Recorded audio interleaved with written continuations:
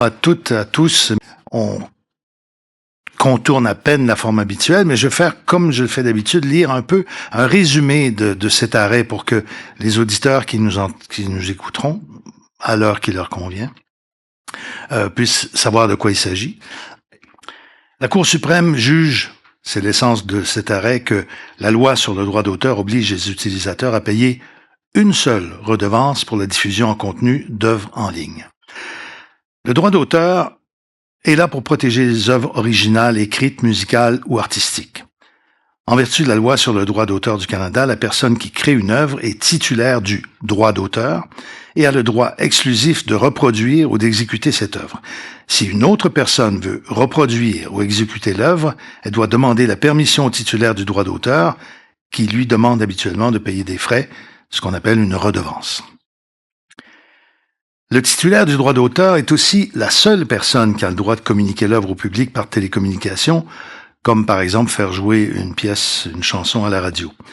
En 2012, une nouvelle disposition a été ajoutée à la loi sur le droit d'auteur afin de préciser que ce droit comprend la mise à la disposition de l'œuvre. C'est l'expression qui est utilisée. La mise à la disposition de l'œuvre en ligne, bien sûr, parce que la technologie évoluait, en effectuant des téléchargements de celle-ci sur Internet. Par exemple, le téléchargement d'une chanson crée une nouvelle copie de la musique, de sorte qu'une redevance de reproduction doit être payée. De même, la diffusion en continu d'un vidéoclip de la chanson est une nouvelle exécution de la musique, de sorte qu'une redevance d'exécution doit être payée. La Commission des droits d'auteur du Canada, c'est un organisme administratif fédéral dont le mandat inclut notamment l'approbation du montant des redevances à payer pour certaines œuvres et les services en ligne. Elle a reçu les observations de plusieurs groupes quant à l'interprétation de la nouvelle disposition de la loi sur le droit d'auteur, dont la Société canadienne des auteurs, compositeurs et éditeurs de musique, c'est la SOCAN, bien sûr. La SOCAN qui est l'organisation qui perçoit les redevances et les remet aux créateurs et éditeurs de musique, de même qu'aux artistes du domaine des arts visuels. La SOCAN a soutenu de son côté donc la mise à la disposition d'œuvres, dont je parlais tout à l'heure, que cette mise à la disposition d'œuvres donne lieu au paiement d'une redevance distincte de celle pour le téléchargement ou la diffusion en contenu de ces musiques en ligne. Autrement dit, une deuxième redevance. Ça voudrait dire, par exemple, que les entités qui fournissent sur Internet, disons-le, des services de musique en ligne devraient payer une redevance lorsqu'elles mettent une chanson sur Internet de manière à ce que les utilisateurs puissent y accéder en ligne. Et une autre redevance serait payée lorsqu'un produit, une chanson, par exemple, est téléchargé ou diffusé en continu. La Commission du droit d'auteur, dans ce cas-ci, en analysant le dossier, a donné raison à la SOCAN, qui voulait une deuxième redevance. La Cour d'appel fédérale a annulé la décision de la Commission du droit d'auteur. Elle a dit que la nouvelle disposition de la loi sur le droit d'auteur ne crée pas une nouvelle redevance distincte pour le téléchargement d'une œuvre, en plus de la redevance qui doit déjà être payée lorsque les utilisateurs téléchargent ou diffusent du contenu en continu. Donc, un point de vue totalement opposé, la SOCAN a rejeté l'idée même et donc interjeté appel de cette décision devant la Cour d'appel fédérale. Dernière étape, celle qu'on va aborder aujourd'hui, la Cour suprême du Canada, elle, a rejeté l'appel de la SOCAN. Rédigeant les motifs de jugement des juges majoritaires à la Cour suprême, le juge Malcolm Rowe a conclu que l'interprétation que la Commission du droit d'auteur a donnée à la nouvelle disposition de la loi sur le droit d'auteur était incompatible avec le texte et l'objet de la loi et son application, et qu'elle allait à l'encontre des décisions antérieures de la Cour suprême portant sur le droit d'auteur. Et là, je cite le texte, « La loi sur le droit d'auteur n'existe pas exclusivement au profit des auteurs », a écrit le juge Rowe, rejetant ainsi l'interprétation de la Commission de la SOCAN. L'interprétation de la Commission du droit d'auteur obligerait également les utilisateurs à payer des frais additionnels lorsqu'ils accèdent aux œuvres sur Internet au lieu d'utiliser d'autres moyens, comme l'écoute à la radio, par exemple. Le juge Rowe a affirmé que ça viole le principe de la neutralité technologique. C'est important, on va revenir sur ce concept, selon lequel la loi traite les œuvres en ligne de la même façon qu'elle traite les œuvres hors ligne. Ce qui compte, dit le juge, c'est ce que reçoit l'utilisateur et non la manière dont il le reçoit. Pour ce qui est de la diffusion en continu, la Cour suprême a statué que la nouvelle disposition de la loi sur le droit d'auteur précise simplement qu'une œuvre est communiquée lorsqu'elle est mise à la disposition du public ou téléversée en ligne. Cela donne déjà lieu au paiement d'une redevance. Lorsque des utilisateurs individuels diffusent ensuite la même œuvre en continu, le paiement d'une redevance additionnelle n'est pas exigé. Le téléchargement d'une œuvre est différent.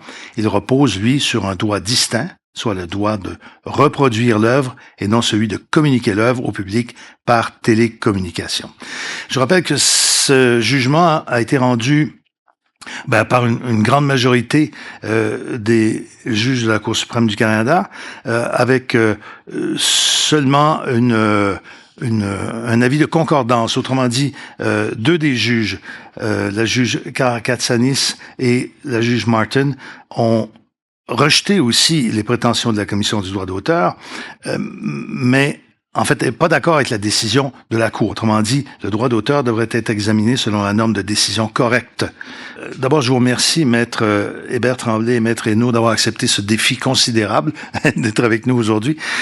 Alors, la grande question, parce que pour des gens qui, de l'extérieur, s'arrêteraient au premier mot, là, le droit d'auteur, je me dis, oui, c'est là pour protéger les créateurs de contenu dans toutes sortes de domaines. Ils on parle beaucoup de musique, mais c'est vrai dans la littérature, c'est vrai dans les arts visuels aussi. Et en échange des droits qu'ils possèdent, qu'on leur reconnaît, de leur verser des redevances qui sont négociées avec ceux qui vont ensuite aller distribuer leurs œuvres pour le bienfait de l'humanité. C'est loin d'être aussi simple que ça, parce que déjà la Cour suprême nous dit, oui, c'est vrai pour protéger les auteurs, mais c'est vrai aussi pour protéger le public. De quelle façon est-ce que le public doit être protégé par l'interprétation qu'on a fait dans cet arrêt de la Cour suprême du Canada? Mais je pense que, tout d'abord, merci pour l'invitation et pour cette belle introduction, Monsieur Desautels. Je pense que la Commission du droit d'auteur est justement, son rôle est justement de faire un arbitrage entre l'intérêt du public à avoir accès aux œuvres et l'intérêt des créateurs à obtenir une rémunération pour leurs œuvres. Donc, le cadre canadien mis en place vise à obtenir d'une certaine façon cet équilibre et c'est historique à la naissance de cet organisme de régulation-là, même avant qu'il porte le nom de Commission du droit d'auteur, c'était l'objectif. Donc, de trouver un équilibre entre les droits exclusifs des ayants droit, dont les auteurs, et les bénéfices du public à avoir accès à ces œuvres.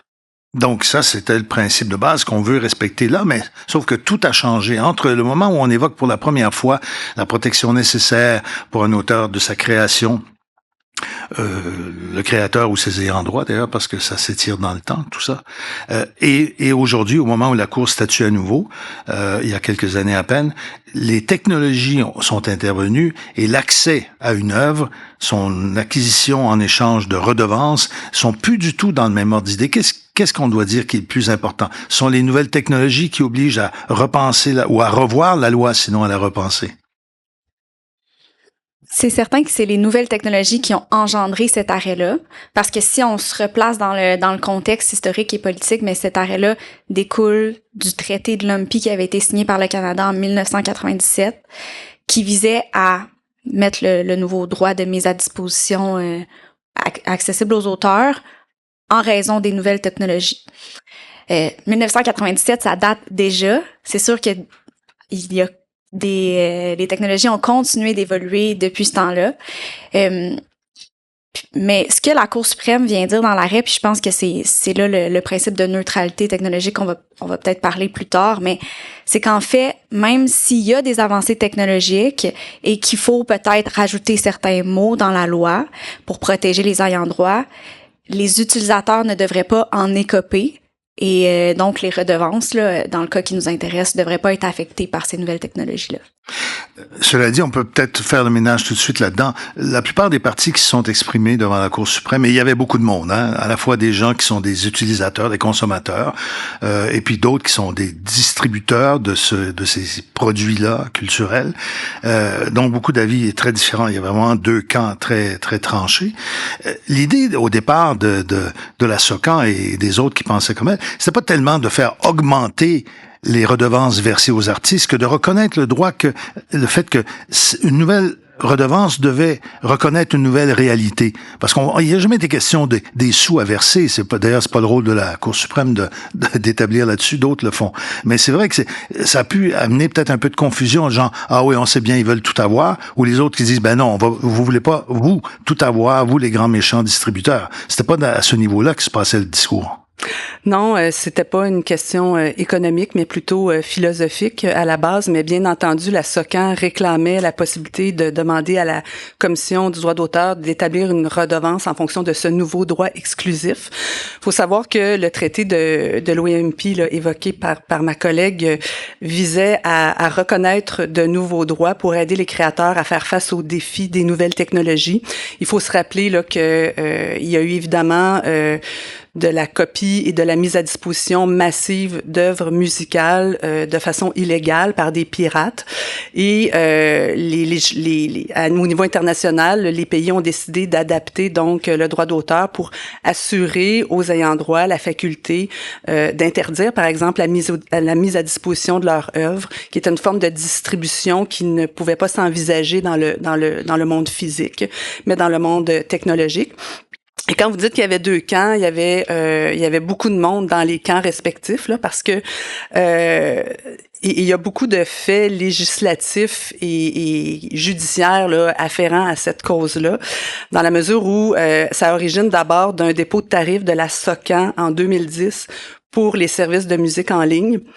Et donc, un dépôt fait avant que la loi sur le droit d'auteur soit modifiée en 2012 pour incorporer le droit de mise à disposition. Et de la façon que le législateur canadien l'a fait, c'est par une clause interprétative à l'effet qu'on assimile. Il dit plus précisément, pour l'application de la présente loi, constitue notamment une communication au public par télécommunication, le fait de mettre à disposition du public par télécommunication une œuvre ou un autre objet du droit d'auteur, de manière que chacun puisse y avoir accès de l'endroit et au moment qu'il choisit individuellement. Alors, cette façon de faire dans notre loi a suscité une controverse, d'une part du côté des ayants droit face aux utilisateurs comme les services de musique en ligne, comme les applications de jeux vidéo qui utilisent de la musique, comme les réseaux, comme bref, toutes même les titans technologiques, là, il y avait Apple, il y avait Microsoft qui faisait partie des utilisateurs qui contestaient la faculté pour la SOCAN d'obtenir une redevance additionnelle pour la mise à disposition. Et donc, le contexte a généré un débat parce qu'il y avait déjà aussi une historique là de droit de redevance qui avait établi précédemment la Commission. Et là, l'arrivée de ce nouveau droit, comment allions-nous l'interpréter? Ça a vraiment fait l'objet de débat à un point tel que la Commission du droit d'auteur, dans cette instance, a fait un avis public pour inviter toute partie intéressée à se prononcer sur l'impact dans la loi, l'effet de ce nouvel article 2.4.111 que je lisais tout à l'heure. Et non seulement dans le domaine de la musique, mais aussi dans le domaine de la littérature.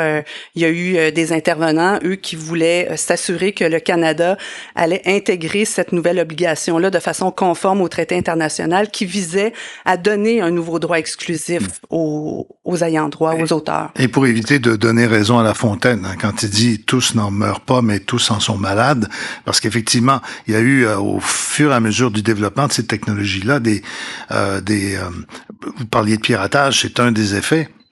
Et puis des réactions des législateurs un peu partout, très différentes selon les cas.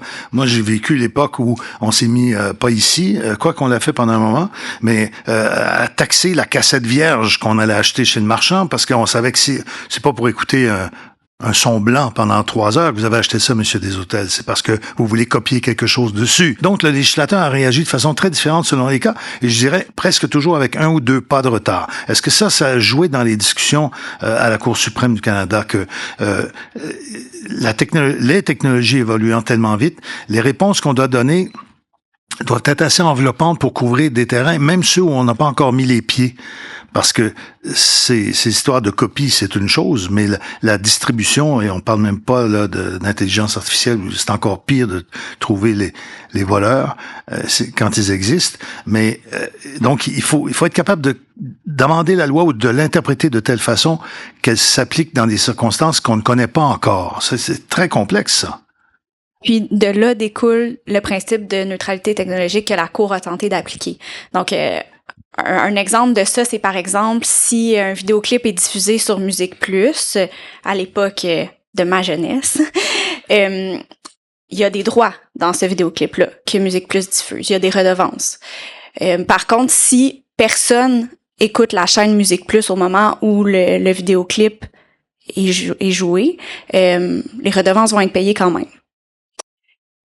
Dans un contexte là, d'écoute de musique en ligne, ce que la Cour suprême a tenté de dire, c'est que ici, si la plateforme met à disposition la musique sur Spotify, même si personne vient cliquer dessus pour l'écouter, il y a quand même l'œuvre qui a été communiquée au public et donc des redevances qui sont enclenchées. Qui a été mise en disponibilité. Exact. Donc, c'est par ce principe de neutralité technologique que la Cour vise à ce que la loi peut s'appliquer à toutes les technologies qui vont s'en suivre et qui vont être développées.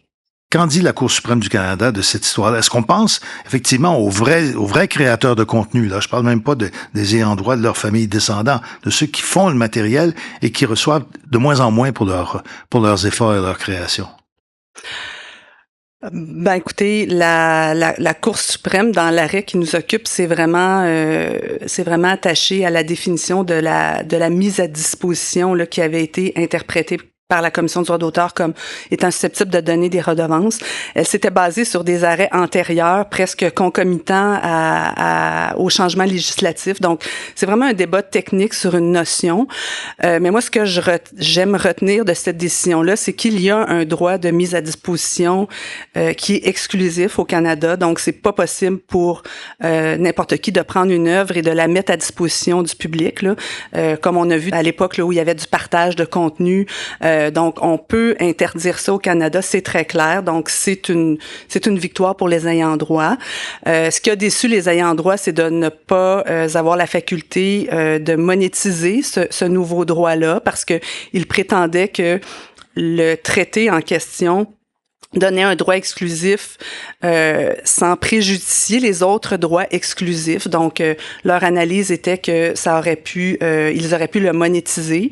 Je ne suis pas certaine que ça se serait tant que ça répercuté auprès des consommateurs, dans la mesure où, comme je le mentionnais, la Commission du droit d'auteur cherche un équilibre après avoir entendu des preuves économiques de la part des utilisateurs et de la part des ayants droit. Et au sujet du rôle de la Commission, qui, dans le fond, a fait un peu l'arbitrage, je le disais tout à l'heure, entre ceux qui créent, donc les ayants droit, et puis le public consommateur, c'est là que se négocieront les tarifs, par exemple, et non pas la Cour suprême.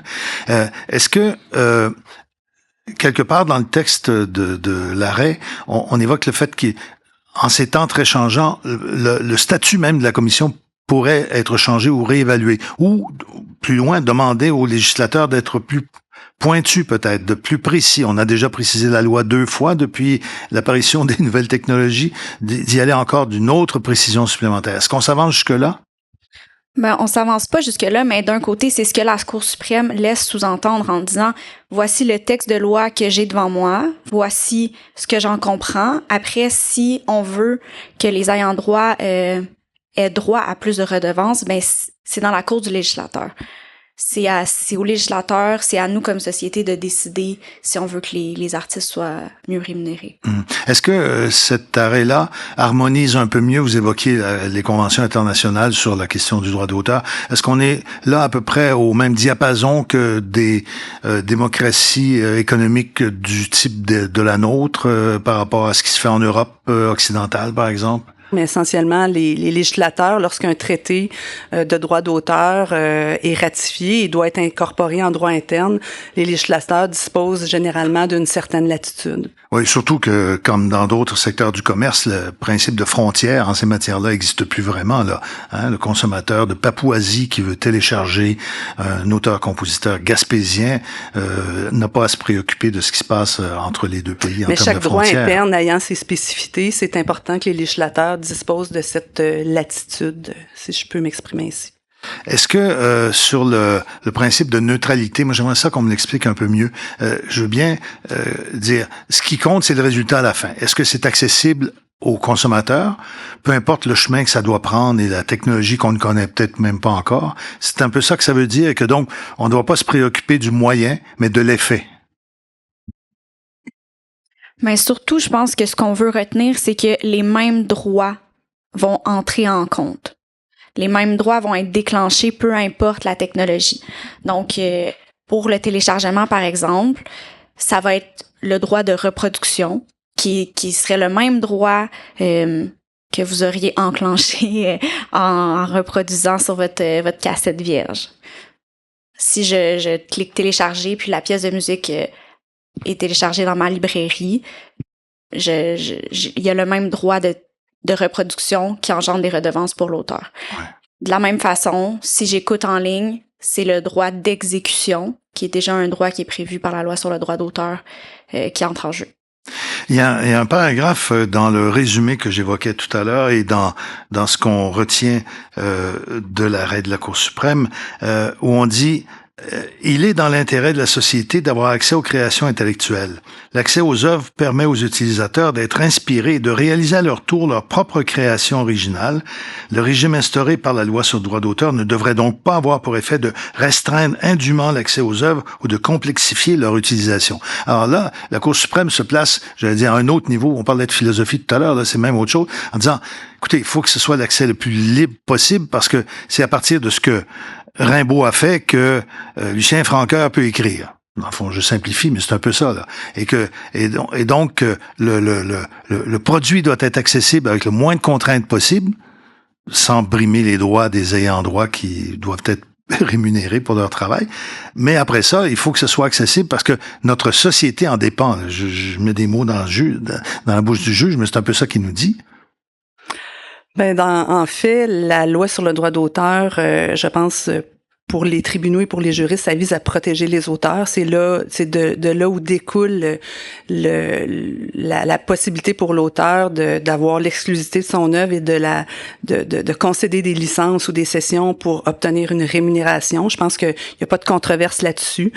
Ce qui étonne plusieurs et peut-être la tendance de certains tribunaux à parler d'une loi pour les utilisateurs, alors que l'objet du droit d'auteur, c'est vraiment de protéger les créateurs. Et d'ailleurs, les traités visent généralement à donner, sauf exception peut-être le traité de Marrakech, mais la plupart des traités veuillent donner des protections additionnelles aux auteurs justement pour faire face à l'évolution des choses, notamment technologiques. Évidemment, l'équilibre recherché au profit des utilisateurs est aussi mis dans la balance au niveau des cours, peut-être trop pour certains, mais je pense que ça demeure une loi qui vise à protéger les créateurs, le droit d'auteur. Je pense que c'est indéniable ici comme à l'international. Vous évoquez la neutralité technologique et la copie privée sur des supports vierges. En lisant cette cause où on a parlé de la neutralité technologique, ça m'a rappelé malheureusement le combat de neutralité technologique perdu par les ayants droit de la musique avec le régime de la copie privée au Canada. Malheureusement, alors que dans d'autres juridictions, on a modernisé le régime de copie privée pour permettre aux auteurs, notamment, de percevoir des redevances sur des supports qui étaient dans des téléphones ou des ordinateurs, des cartes mémoire. On l'a fait dans plusieurs pays européens et quand on achète un téléphone, par exemple, en Europe, ben il y a une redevance qui va à une société de gestion collective qui redistribue à tous les gens qui se font copier leur contenu de façon privée par les utilisateurs. L'équivalent de ma cassette vierge de tout à l'heure, oui. C'était une très bonne source de revenus, la copie privée pour les musiciens, pour les auteurs-compositeurs, pour les interprètes, pour les producteurs qui investissent aussi dans des enregistrements. Et si ma mémoire est bonne, c'était peut-être la cour d'appel. En tout cas, il y a eu une interprétation comme à l'effet que la copie privée ne bénéficiait pas finalement, contrairement à ce qui est écrit dans la loi, parce que c'est vraiment sur tout support dont on parle.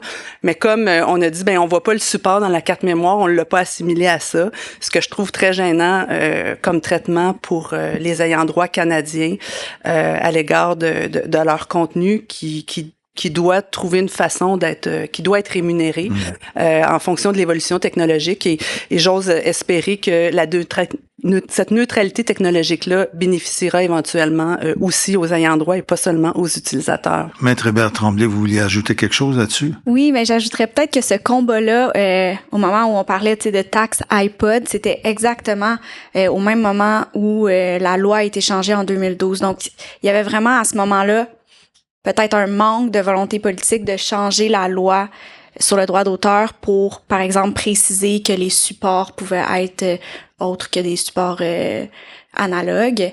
Et en même temps, on avait aussi décidé d'inclure la question de la mise à disposition dans une définition plutôt qu'en d'en faire un droit distinct. Si ça avait été fait différemment à cette époque-là, assurément la décision de la Cour suprême qu'on regarde aujourd'hui aurait été différente.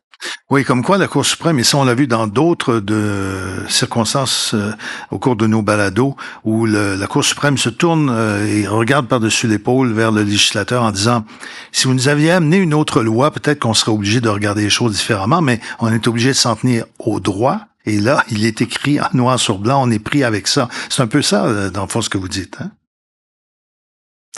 Et ce qui est particulier aussi de cette saga judiciaire, aussi pour les ayants droit, c'est qu'imaginez, on dépose un tarif en 2010 et finalement, on obtient le résultat en 2022 après avoir dépensé énormément de ressources. Donc, c'est un système qui est un peu difficile, je pense, du point de vue lourd, c'est moins qu'on puisse dire. Ouais. Et on fait face aussi dans ces débats-là à des titans technologiques aussi qui ont vraiment des moyens de plus grands moyens que la communauté des ayants droit réunie entièrement. Et malgré ça, Maître Hainaut, vous disiez tout à l'heure, cet arrêt, c'est quand même une victoire pour les créateurs. Alors, oui, mais en très grosse demi-teinte, là, c'est des bémols. Je les entends d'ici, les musiciens, là. Hein? Une victoire mitigée, je crois. Très mitigée, oui, tout à fait. Est-ce que les moyens, parce qu'il y a eu, vous l'avez dit tout à l'heure, une mobilisation énorme quand l'invitation a été faite de venir s'exprimer devant le tribunal. Beaucoup de gens ont voulu se faire entendre et on a vu qu'il y avait, et puis là encore, c'est pas le grand public qu'on a entendu, mais je pense que leur appui allait très nettement aux artistes de façon générale. Il y a une sensibilité vers ça. Est-ce qu'on peut imaginer que très bientôt, parce que la porte est entrouverte à d'autres modifications à la loi, d'autres causes qui pourraient être amenées par quelqu'un d'autre que la SOCAN peut-être dans les circonstances différentes. Donc, c'est pas une histoire qui est terminée, ça au contraire. Hein? C'est pas un arrêt qui clôt le débat pour toujours. Mais le débat entre utilisateurs ayant droit, là, auquel Maître Hainaut faisait allusion tantôt, c'est un débat quand même qui perdure là, depuis plusieurs années. Puis le premier arrêt qui a été très clair à ce niveau-là, c'était en 2004, si je me souviens bien. Et depuis ce temps-là, on voit une tendance là, dans les cours à reconnaître et à confirmer les droits des utilisateurs. Mais je crois que c'est un débat qui va perdurer, en effet. C'est aussi votre avis? Oui, c'est mon avis également. Parce que dans les groupes, je parlais de la SOCAN, c'est l'un des plus organisés certainement et qui représente beaucoup de monde, c'est sûr. Mais d'autres aussi ont des intérêts très liés, même si on les entend pas toujours. C'est pas les premiers auxquels on donne le microphone. Et je pense que la communauté des auteurs, des compositeurs, des interprètes, des auteurs, etc., en fait de tous les secteurs, là, écrivains comme musiciens, on ressentent le besoin de se réunir, notamment au sein de la Coalition pour la diversité des expressions culturelles, qui regroupe toutes les associations de tous les secteurs culturels au Canada, tant francophone qu'anglophone. Donc, d'ailleurs, cette communauté-là s'est réunie à la suite de consultations du gouvernement fédéral sur l'intelligence artificielle et le droit d'auteur pour s'opposer haut et fort à une exception de fouilles de textes et de données qui est réclamée par l'industrie technologique pour permettre à des systèmes d'IA d'utiliser le contenu protégé sans autorisation, ce qui n'est pas possible au Canada, mais on sait que l'industrie technologique fait pression pour qu'il y ait une telle exception. Et on a de quoi se réjouir là, que la communauté artistique artistique travaille ensemble pour faire valoir son point de vue afin que son œuvre ne puisse pas, ses œuvres ne puissent pas être utilisées sans autorisation. Aux États-Unis, on sait qu'il y a énormément de poursuites aussi sur cette question-là. Et on suit ça de très près. Oui. Et on sait que, bon, c'était pas au centre des débats avant l'appel jusqu'en Cour suprême, ni à la Cour suprême, mais en arrière-plan, c'était là dans la tête de tout le monde, évidemment, ces questions d'intelligence artificielle et de l'utilisation. C'est des questions qui se posent aujourd'hui, mais qui vont se poser. C'est probablement par cette porte-là qu'on va retourner pour parler du droit d'auteur, non?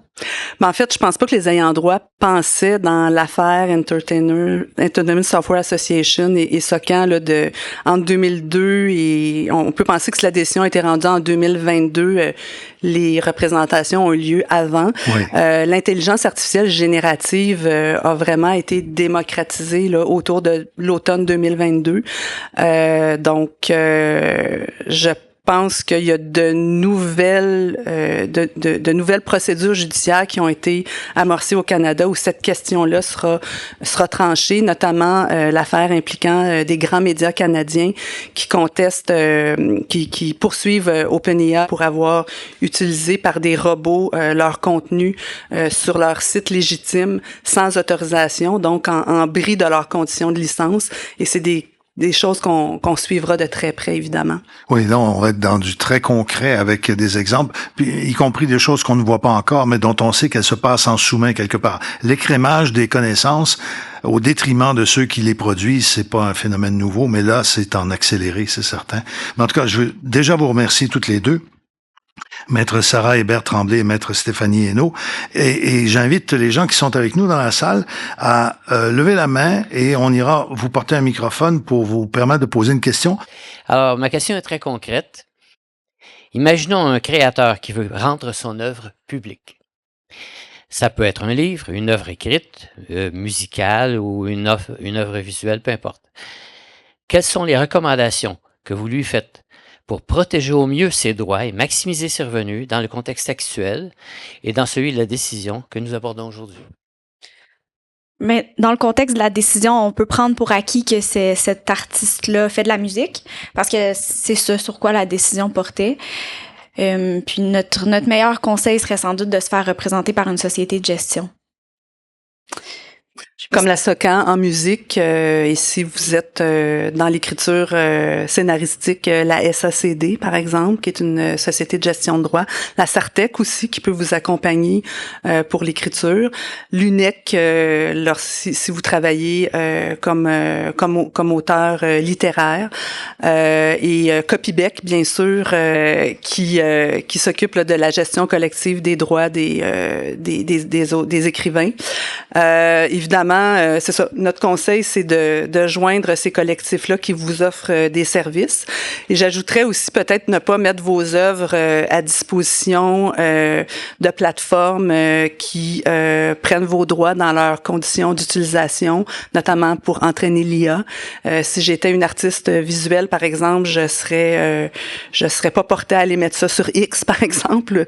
Donc, mais je comprends qu'il y a plus d'enjeux qu'avant à protéger nos œuvres, étant donné le développement technologique. Vous avez mentionné plusieurs regroupements de créateurs dans plusieurs domaines artistiques. Est-ce que je comprends, j'en déduis que c'est jamais une bonne idée de se retrouver seul devant un éditeur, un producteur, une galerie, peu importe. Vaut mieux être sinon accompagné, à tout le moins guidé, renseigné oui. Par des regroupements. Oui. Oui, puis de là la naissance de ces groupes-là aussi, l'idée de se mettre ensemble pour faire valoir nos droits, avoir un meilleur pouvoir de négociation. Je me suis posé beaucoup plus récemment la question, puisque l'accès aux œuvres et pour moi, ça me semble très dangereux, ça, que les œuvres musicales, visuelles, littéraires soient si facilement accessibles. Moi, je suis vraiment d'une autre génération. Je trouve ça très dangereux. Ça peut être intéressant, certainement, pour des créateurs. Mais là, je me posais une question très pratique. Ce sont les diffuseurs qui payent les redevances? Ce sont seulement les diffuseurs qui payent les redevances? Bon, quand on parle de diffuseurs, on parle de par exemple Radio-Canada, par exemple des salles de spectacle? Oui, paye des redevances. Ouais, ben c'est à géométrie variable, mais Oui, si oui. on pense aux services de musique en ligne, ce sont eux qui libèrent les droits pour pouvoir offrir leurs services. Les services par de abonnement. musique en ligne. Oui, c'est ça. Est-ce Donc, que vous avez un exemple? ben, j'aimerais ça nommer un service de musique en ligne local, mais malheureusement, c'est pas le marché a pas été gagné du côté de nos diffuseurs locaux en matière de services de musique en ligne. Ah, tenez, Radio-Canada. Donc, et Ou ces équivalents chez ben, c'est TVA ça, dans ou des les choses comme ça.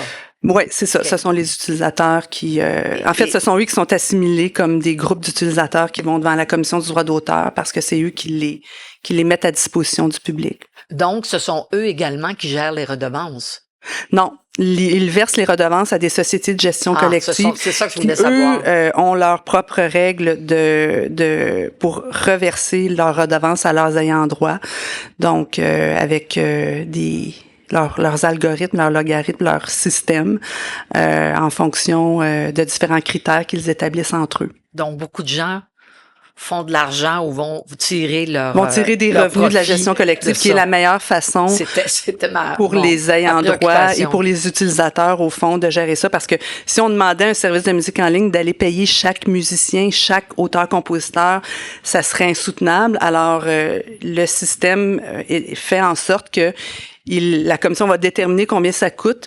Il va envoyer le chèque à la société, au collège de société de gestion collective, hein, parce que il y a le collège en musique des interprètes et des musiciens qui est représenté par Artisty. Celui des producteurs d'enregistrement sonore, c'est la SOPROC. Celui des auteurs-compositeurs, c'est la SOCAN. Donc, et eux vont s'occuper de redistribuer. Et le créateur s'adresse à la société de gestion pour se faire payer. La SOCAN, par exemple, le créateur de musique a tout intérêt à être membre de la SOCAN, qui va pour que son œuvre soit dans le répertoire de la SOCAN aux fins de la gestion collective. Et la SOCAN gère un répertoire mondial, là, pas seulement d'ayants droit canadiens, mais d'ayants droit internationaux. Alors bonjour, Marcel Olivier Nadeau, je suis avocat et vice-président du Barreau du Québec. J'ai une curiosité par rapport à l'intelligence artificielle. Qu'en est-il d'une personne qui créerait, par exemple, une pièce de musique mais à l'aide de l'intelligence artificielle? Comment ses droits seraient protégés? En est-il? Et accessoirement, par quel organisme à quel organisme pourrait-il s'adresser pour être représenté de manière collective? Mais sur cette question-là, on a parlé un peu de l'intelligence artificielle tantôt au niveau de l'intrant, ce qui entre dans l'intelligence artificielle, ce de quoi elle se nourrit. Là, votre question parle plutôt de l'extrant, ce qui sort de l'intelligence artificielle.